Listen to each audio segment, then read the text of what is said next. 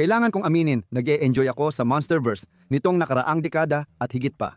Parang ito na ang paboritong laban ng bawat malaking kaiju fan. At ito rin ang pinakamalaking tumatakbong blockbuster series ng industriya ng pelikula, bukod sa lahat ng superhero na palabas nitong mga huli. Kamangha-manghang epekto, epic na laban, okay na karakter, at maraming Godzilla at Kong. Sa kabuuan, natugunan nito ang maraming kailangan ng ganitong monster na pelikula. Gayunpaman, may ilang bagay na pwedeng pagandahin at problema na dapat tugunan agad sana sa susunod na pelikula, Godzilla x Kong Supernova at iba pang palabas ng Monsterverse franchise. Gusto ko talagang marinig ang opinyon nyo sa mga komento, kaya ilabas nyo lang. Sa tingin ko, karamihan dito ay hindi mabigat na issue para manatiling bukas ang franchise. Lahat ng ito ay layunin ng konstruktibong kritisismo, hindi paninira sa franchise, kaya tandaan nyo. At kumuha rin ako ng ilang opinyon mula sa ilang kapwa YouTuber na baka kilala nyo, sina Goji Center at Goji Guy ay nagbigay ng kanilang pananaw kung ano ang gusto nilang makita na mapabuti sa Monsterverse, pati na rin ang marami pang iba. Matapos kaming magtanong-tanong sa aming komunidad at mga kaibigan, gusto ko talagang makakuha ng mas malawak na pananaw tungkol sa Monsterverse. Alam mo yun, hindi lang umaasa sa sarili kong mga opinyon at iniisip. Kaya, kung sakaling may nanonood na taga-legendary ng video na ito, makukuha nila ang pinakamagandang ideya kung ano ang pwedeng mapabuti sa kabuuan. Isa sa pinakamalaking suhestyon nyo para sa Monsterverse ay ang magkaroon ng magandang fighting video game o kahit isang maayos na laro. Maraming kaiju gameplay lang ang makikita sa video na ito, walang ibang pakulo. Pananatiliin kong mabilis ang daloy ng video at ibabahagi ko ang aking opinyon at piling opinyon ng komunidad kung paano mapapaunlad ang Monsterverse sa mga susunod na taon. Simulan natin sa sinabi ni Goji Center, ang kaibigan kong si Joe, na baka hindi kilala ng iba sa inyo. Sabi niya, ang prangkisa ay kailangang ayusin ang koneksyon ng mga pelikula, television shows at comics. Malaking bagay talaga to at may sense. Maganda ang maraming pananaw ng iba't ibang direktor at lumikha sa Monsterverse, pero naging magulo at sabog na ito kamakailan. Maaari itong balewalain para sa panandali ang tagumpay, pero kung ang layunin ng Monsterverse ay manatiling usap-usapan sa mga susunod na henerasyon, kailangan nilang magsimula ng tuloy-tuloy at iisang kwento ng lore para balang araw, maikwento pa natin sa mga apo natin kung gaano kaastig na si Doug pala ang totoong ama ni Godzilla. May iba pang ideya si Goji Center at lubos akong nagpapasalamat. Salamat din kay Raycon sa pag-sponsor ng video. Pinadalhan nila ako ng open earbuds na electric blue para magmukha akong astig tulad ni Godzilla sa atomic niyang kulay. Ang unique sa Raycon Essential Open Earbuds ay ang pagkakaupo nito sa labas ng ear canal. Pinapayagan ka nitong sabay na makinig sa kung anuman ang pinapatugtog mo at sa lahat ng nangyayari sa labas ng iyong maliit na mundo. Nandito ako naglalakad habang nakikinig sa mga paborito kong kanta at naririnig pa rin ang paligid na minsan ay maganda rin. Matapos kong subukan ang mga ito, napagtanto kong gusto ko talagang isuot ang mga ito kapag may ginagawa akong trabaho sa paligid ng bahay. Naririnig ko pa rin ang pinapakinggan ko, pati lahat ng nangyayari kaya hindi ako nabibigla. Tumatagal ng 8 oras ang Raycon Open Earbuds at may dagdag na 36 na oras gamit ang case. Matapos ang ilang sandali, makakalimutan mong suot mo ang Raycon Earbuds dahil sa magaan nitong disenyo at siguradong kapit mula sa multi-angular hook.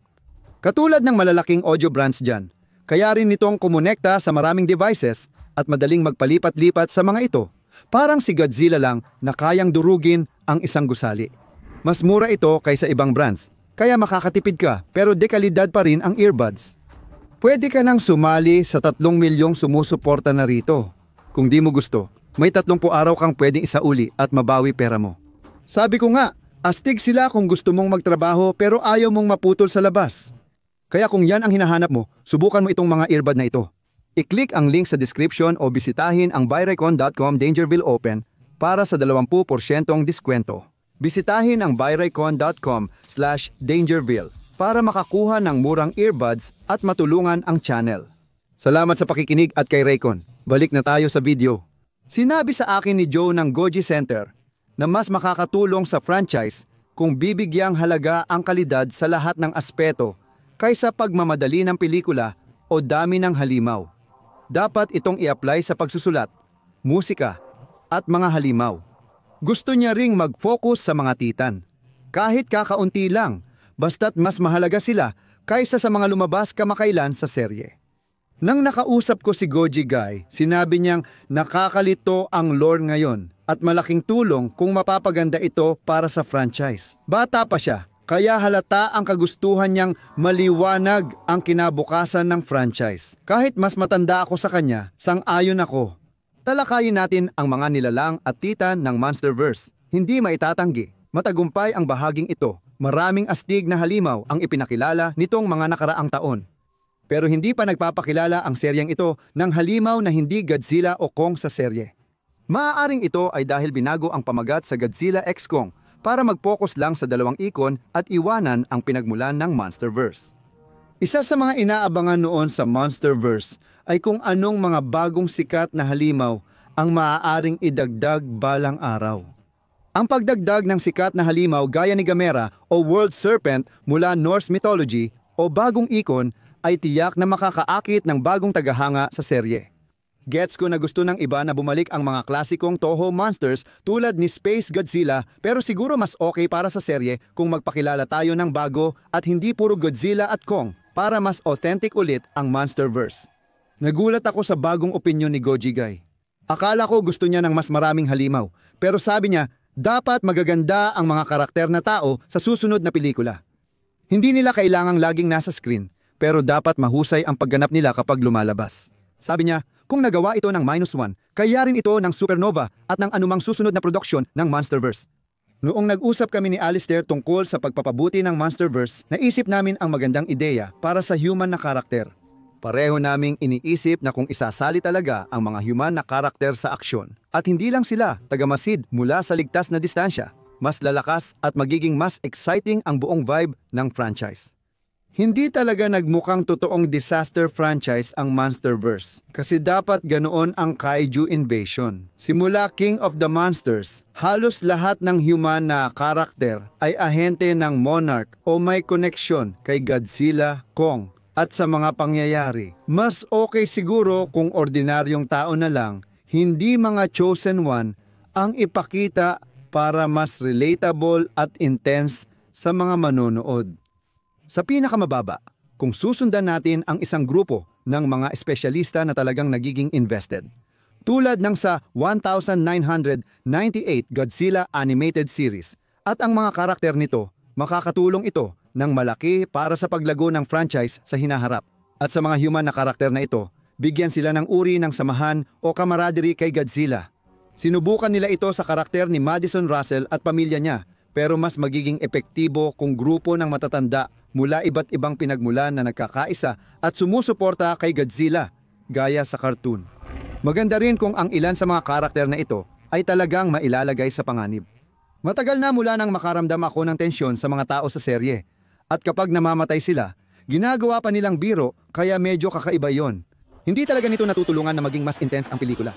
Makakatulong din kung may mas malalaking titan na mapapatay. Hindi ko sinasabing sina Godzilla o Kong, pero matagal na rin mula nang magkaroon tayo ng malaking pagkamatay sa franchise na talagang may epekto. Huling nangyari yon kay Mothra, pero bumalik din siya agad. Kung mas mabigat ang magiging konsekwensya ngayon, sa tingin ko, mas maengganyo ang mga manonood bumalik sa franchise. At sa panig ng tao, alam kong gusto ng lahat pag-usapan ang mga halimaw. Mas palakasin ang papel ng militar. Nasa likod na lang sila sa mga huling pelikula ng franchise. Sa tingin ko makakatulong sa Supernova o Monarch Season 2 kung may eksenang sabay-sabay ang pagpapaputok ng mga tangke o mga pito pa.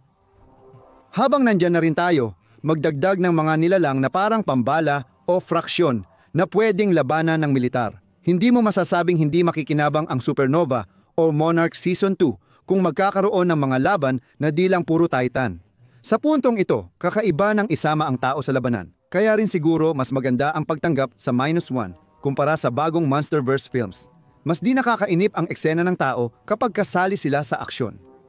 Mas maganda rin kung gawing mas makatotohanan muli ang mga sandata at teknolohiya sa hinaharap ng Monsterverse. Mukhang marami talaga sa inyo, mga creator at fans, ang gusto na bawasan ng kaunti ang mga sci-fi na elemento ng Monsterverse. Alam mo, franchise ito na may katang-isip na dambuhalang hayop, pero gusto pa rin ng fans na balikan ang teknolohiya at fantasy elements Kahit kaunti lang. Lahat ng ito ay mga klasikong elemento ng ilang Toho na pelikula sa franchise. At maganda namang bigyang pugay iyon. Pero malinaw na hindi ito isang paraan na pwedeng magtagal bago maging target ang franchise ng mga taong gustong sabihing kalokohan o biro lang ito. Nagiging problema na ito kapag mahigit 5 na ang pelikula mo sa franchise. Kaya kailangan mo talagang magsikap pa ng kaunti. May balita na baka lumabas ang Mothra Fairies sa Supernova, kaya medyo nakakabahala. Pero sana ay reference lang sila at hindi literal na pagpapakita ng maliit na fairy na espiritu ng tao na kaiju. Dapat talagang pag-isipan ng Legendary ang pag-reset ng mga pamantayan para sa seryoso at di-seryosong eksena. Kung mapapansin mo, pagod na ang mga manonood sa superhero formula. Sa tingin ko ngayon ang tamang panahon para baguhin ang direksyon ng Monsterverse, magdagdag ng mas matibay at matapang na tema, pero hindi iiwan ang magagaan na tono ng serye. Ang huling 2 pelikula ay may perpektong balanse na naghihintay matuklasan. Pakiramdam ko dapat manatili ang paminsang paggamit ng nunchaku o bigla ang suntok ng bata habang inaasahang maging mas seryoso ang kwento.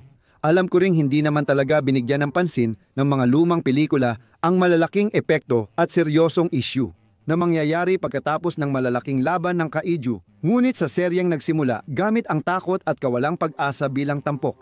Ibang prangkisa na talaga ang pinapanood natin ngayon. Kanino ba ito? Sa ngayon, siguradong hindi na kay Godzilla. Parang ganun nga, baka sa Supernova ay maibalik natin si Godzilla bilang sentro. Baka lang. Naiintindihan ko na magiging collaborative pa rin ang pelikula kasama ang G-Men at Kong. Ayon sa aming tanong, marami sa komunidad ang gustong subukan ulit ang mga solo na pelikula. Gets ko kung bakit gusto nilang pag-isahin ang 2 iconic na ito, pero pagkatapos ng trilogy na ito, alam mo, ang Godzilla vs. Kong, kapag natapos ang Godzilla x Kong trilogy, dapat nilang pag-isipan na gumawa pa ng mga pelikula tungkol sa isang pangunahing titan na bida. At walang masamang ibig sabihin kay Kong o sa mga tagahanga niya, isa ako sa kanila, pero panahon na para bigyan ulit ng pagkakataon si Godzilla na magkaroon ng solo na pelikula. Karamihan sa atin ay gusto ito, pero para sa Godzilla x Kong Supernova, kailangang gawing perpekto ang kwento tungkol kina Kong at Godzilla dahil parehong bida ulit ang dalawa. 3 beses na nila itong susubukan at ngayon, dapat kaya na nilang gawin ng tama kung aaminin nila ang mga pagkukulang nila noon. Mahirap gumawa ng pelikula kapag 2 kwento ang sinusundan, pero nagawa na ito sa malalaking pelikula tulad ng Monsterverse, kaya alam kong may tamang timpla lang. Ayaw mo talagang may mapabayaan na fanbase o maramdaman nilang parang palamuti lang ang kanilang bida para sa kabila. Sa tingin ko dapat masiyahan ang mga manonood kapag pinapanood si Godzilla o si Kong sa kani-kanilang bahagi ng pelikula. May kanya-kanyang paborito ang bawat isa, pero sa isang perpektong mundo, dapat parehong matuwa ang mga tagahanga ni Kong at ni Godzilla sa 2 Titan. At mangyayari lang yon kung talagang mapapaganda ng Legendary at ng Supernova team ang mga eksena nila. Sa huli, mukhang gusto ng karamihan ng tagahanga na si Kong ang maging pangalawa sa bida ngayon. Kaya dapat nila itong isaalang-alang sa susunod na pelikula. Paano naman itong malaking nilalang na orihinal na bida ng Monsterverse? Siya pa rin ang bida, di ba? Uy, fan ako ni na Godzilla at Haring Kong. Parehong epic ang 2 prangkisa na to. At oo, hindi naman talaga ako naging bias sa isa lang. Pero halata namang kailangan talagang bigyan ng mas maraming pansin si Godzilla sa Supernova kahit papaano. Gusto ko siyang makita na may 2 malalaking laban na may mas mahahabang action shots at kaunting cutaways. Bigyan nyo kami ng Heisei era na mahaba at tuloy-tuloy na laban na walang ibang titan sa screen kundi kalaban lang niya. Sa laban. Pakiramdam ko, hindi pa natin nakita si Gojira sa mga matitinding laban. Bukod sa laban, gusto ko ring makita si Gojira na bumalik sa maladyos at samurai na itsura. Masaya yung WWE na mainitin ang ulo, pero namimiss ko rin si Gojira na parang pagod na Jedi na akala ay retirado na. Pero kailangan pa ring bumalik para iligtas ang mundo. Marami rin sa inyo ang nagsabi na gusto ninyong magkaroon si Gojira ng mas malawak na karakter at hindi lang basta gamit sa kwento para umusad ang istorya ni Kong. Oo, gusto ko pa rin mahalaga si Kong sa kwento, pero sana balik sentro si Gojira. Siguraduhin lang na astig siya at may mga bagong Alpha Titan na ginagawa. Ang pagkakaroon ng mas kakaibang mga lugar para maglabanan ang mga halimaw na ito ay makakatulong para maging mas bago at kapanapanabik ang pakiramdam ng pelikula. Kahit noong mga lumang pelikula, ginagawa na ito, kaya sa tingin ko, Mas maganda kung magkakaroon tayo ng mas kakaibang mga lokasyon at ideya kung saan maglalaban o maglalakad lang sina Gojira at Kong. At kapag lumabas na si Gojira sa eksena, gusto ko na ang musika ay talagang magpapokus sa atin ng todo. Matibay ang musika ng Monsterverse. May mga astig na tema pero matagal na rin mula nang makita kong na-excite ang fans sa musika ng Monsterverse. Simula kay Gojira. Palakasin at gawing mas exciting ang soundtrack sa laban. Isa pa, gusto namin ng mahusay na kontrabida na bagay kina Gojira, Kong at Supernova pati na rin para sa mga susunod na pelikula. Yung kontrabida na magaling ipakilala at kapag lumabas, siya agad ang agaw eksena na halos gusto mong kampihan. Kailangan ng Monsterverse ng sarili nitong Davy Jones, Joker o Thanos para kapag dumating ang matinding harapan, lahat ay sabik at hindi na makapaghintay. Gusto lang ng mga tao na mas may kabuluhan ang mga laban at mas maraming emosyon ang maramdaman, hindi lang yung parang, ayos, ang astig, ganon din ako.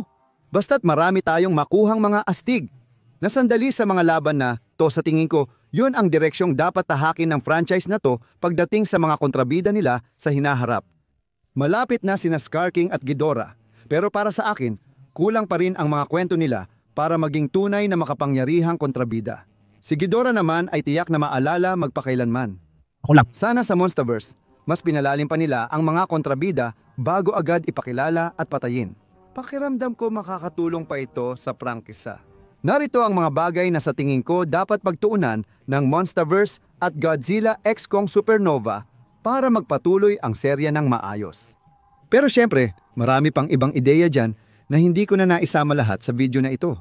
Ang galing nyo sa pakikisalamuha sa tanong na ito sa social media at nakakatuwang makita ang iba't ibang ideya. Kahit hindi tayo magkasundo, masaya naman ito. Sana nagustuhan nyo ang mas community-centered at relaxed na video na ito na walang masyadong script. Ano pa ang gusto nyong pag-usapan ko? Mag-comment lang kayo sa ibaba kung ano pa ang gusto nyong makita. Gaya ng dati, mag-subscribe kayo sa channel. Gagawin ko lahat ng mga bagay na ginagawa sa YouTube. Tulungan nyo akong ipakalat ang video na ito. Malaking tulong ito. Ako si Jacob. Magkikita tayo sa susunod.